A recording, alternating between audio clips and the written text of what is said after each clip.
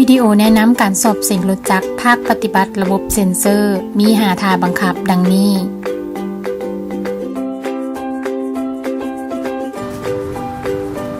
ก่อนจะเข้าสู่ท่าบังคับให้นักสอบเสียงเอารถมาจอดอยู่หลังเส้นเหลืองบอลที่กำหนดแล้วเบิ่งกล้องอยู่ถึงสุดทางซ้ายมือของทานเพื่อทดสอบใบหน้า3 วินาทีหลังจากนั้นให้ใส่หมวกกันกระทบ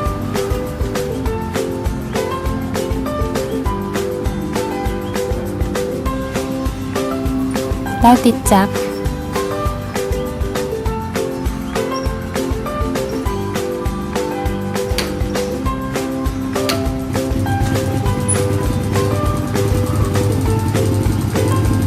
เมื่อสำเร็จแล้วให้ยกมือส่งสัญญาณบอกเจ้าหน้าที่เพื่อเกี่ยมเข้าสู่ท่าบังคับคือ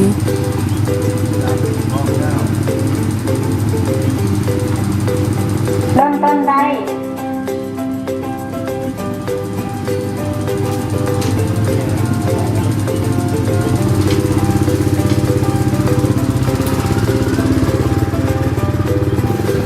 ท่าที่1ขับผ่านทางแคบถึงแป้น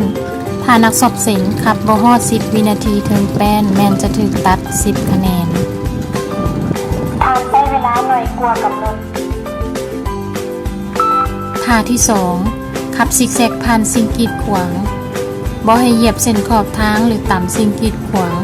ถ้าต่ำหรือเหยียบเส้นแม่นจะถูกตัดเทื่อละ10 คะแนนท่าที่3ขับผ่านทางคลื่นลูกระนาดบ่ให้ออกนอกเส้นขอบทางถ้าออกจะถูกตัดเทื่อละ10 คะแนนท่าที่4ขับผ่านทางคดรูปตัวแซดบ่ให้ออกนอกเส้นขอบทางถ้าออกจะถูกตัดเทื่อละ10 คะแนน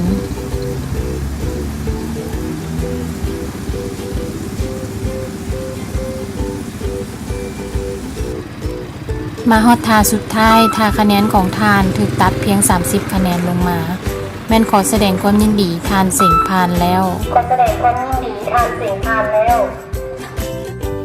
การตัดคะแนนและข้อห้ามในการสอบเสียง 1. ถ้านักสอบเสียงขับไว้เกินกำหนดหรือบ่ปฏิบัติไปตามท่าบังคับแม่นจะถูกปรับตก 2. ถ้านักสอบเสียงขับตกถึงแป้นในท่าบังคับที่1แม่นจะถูกปรับตกนอกนั้นถ้าเกิดอุบัติเหตุหรือเหยียบพื้นในขณะสอบเสียงแม่นจะถูกปรับตกเส้นเดียวกันถ้าเสียงตกแล้วกรุณาออกจากเดิน 3. ถ้านักสอบเสียงขับออกนอกเส้นที่กำหนดไว้แม่นจะถูกตัดเทื่อละ10 คะแนนขอให้ทานโชคดีขอขอบใจ